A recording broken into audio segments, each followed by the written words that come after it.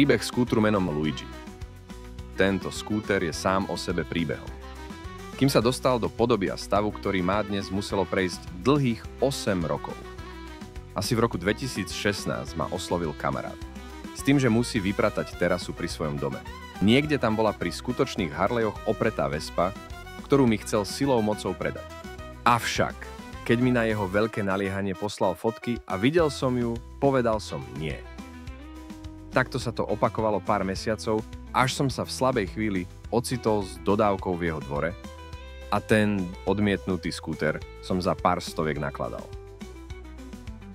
Keď si kupujete skúter, máte z toho až prehnane optimistickú radosť, že prehliadate všetky nedostatky. V tomto prípade som radosť až tak nemal a všetky nedostatky som vnímal moc intenzívne. Doviezol som si bordovú Vespu PK, ktorá bola navyše obložená šedým plastom. A nie to, že bola škaredá, ale ešte aj neštartovala a mala zodranú spojku. Na to, aby som sa na ňu mohol aspoň pozerať, mi skresol v hlave plán, že ju treba spraviť. Aspoň pre mňa atraktívnejšou. Počase až zistujem, že vôbec nemám jej fotku, ako vyzerala kompletná. Celkovo z tejto doby veľa fotiek nie je, zjavne nebolo čo fotiť. Vespa sa teda rozobrala. Všetky nepotrebné šedé plasty sa vyhodili a putovala k doktorovi do Vištuka, aby z tej fádnej vínovej červenej spravil zázraky v podobe medenej patiny, ktorú vo finále prekryl matný autolak. Keď už sme mali vďaka modelárskému talentu poriešený vzhľad, Vespa dostala meno Luigi.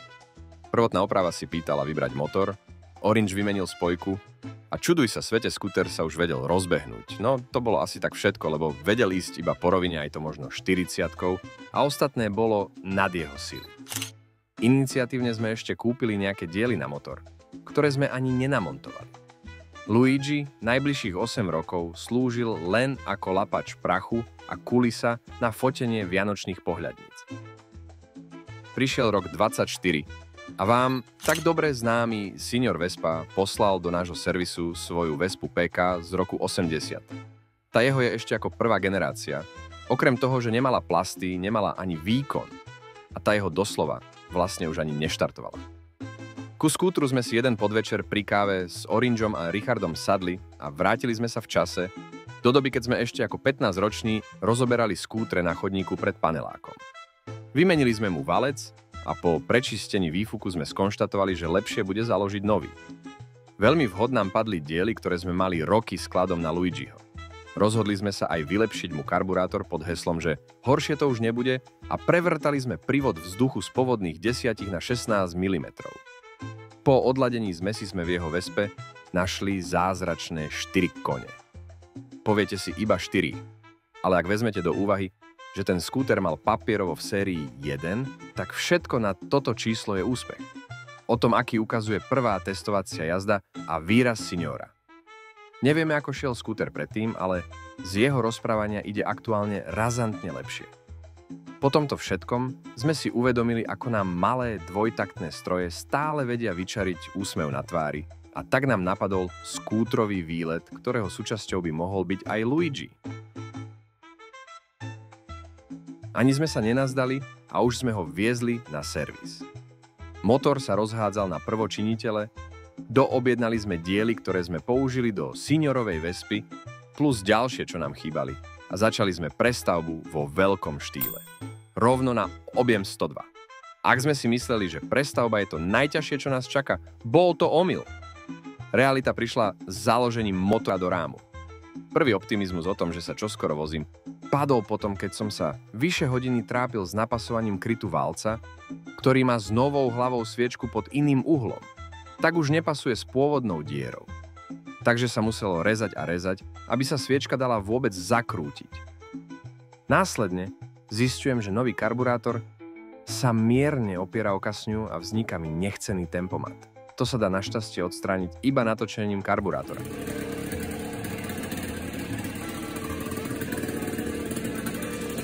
Deň D je tu a konečne Luigi vrčí. Motor má kultivovaný chod, funguje bezproblémovo. Zapaľovanie je posunuté, kontakty prichytené a všetko sa tvári, že je v poriadku. Prešlo pár dní a ja optimisticky nahadzujem novú ešpezetku. Chystáme sa na testovaciu jazdu. Aby som hneď aj zistil, že žiadna nebude. Spojku nie je možné ani po hodine nastaviť, stále je v zábere. Prišlo to, čo som vyhlásil, že sa neudeje. Motor musí ísť von. Tieň podozrenia padá na polohu osky od prevodov, lebo sa javí, že nám šúcha spojkový zvon o prevod. Popri tom políme opäť motor a naprávame aj štartpáku, aby zaberala. Nakopávačka je funkčná, no motor je aj pri ďalšom osadení do rámu stále v zábere a spojka nereaguje. Vieme už, kde je príčina. Je to vo vymenenom hlavnom prevode. Ten má mierne iný tvar, prispôsobený na starší typ spojok a tento náš pôvodný o neho šúcha. Spojka ide von, tentokrát už bez motora. Zo spojkového koša sťahujeme na sústruhu takmer milimeter. Šúcha to už menej, ale stále spojka nefunguje ako má a my už máme večer, presnejšie 8 hodín. Na druhý deň je ráno odchod. Čaká nás bezmála 700 kilometrov. A stále to vyzerá tak, že Luigi nikde nejde. Keď hasnú všetky nádeje, ako zázrakom na poslednú chvíľu, nájdeme v sklade stratený, fungel nový starší typ spojky. Nové tesnenie založené so spojkovým krytom, posledné nastavenie. Motor vrčí a spojka konečne po niekoľkých dňoch od prestavby funguje. Na skutri robím poprvýkrát prvé 2 kilometre. Zistujem, že tachometer vôbec nefunguje a svetlo je tak zle nastavené, že dokážem ísť iba po ceste, kde sú pouličné lampy. Hradenie rýchlosti v kopci neviem vôbec odhadnúť. Domov prichádzam o 22:15. Niečo smrdí, ako spálená guma, ale nič v tme nevidím. Chalanom oznamujem, že Luigi predsa len pôjde. Začínam sa baliť. Je niečo po polnoci a uvedomil som si, že mám iba 6 hodín na spánok. Pred spaním ešte rozmýšľam, ako som mal v pláne týždeň pred odjazdom spraviť aspoň 50 kilometrov, aby som si overil, či ten motor bude fungovať. Luigi nestihol byť ani odladený a zmeraný na brzde. V hlave hľadám odpovede na zásadné otázky. Dokážem sa na Luigiho zbaliť? Zvládne prvú veľkú cestu bez zábehu? Zvyknem si na brzdenie pedálom?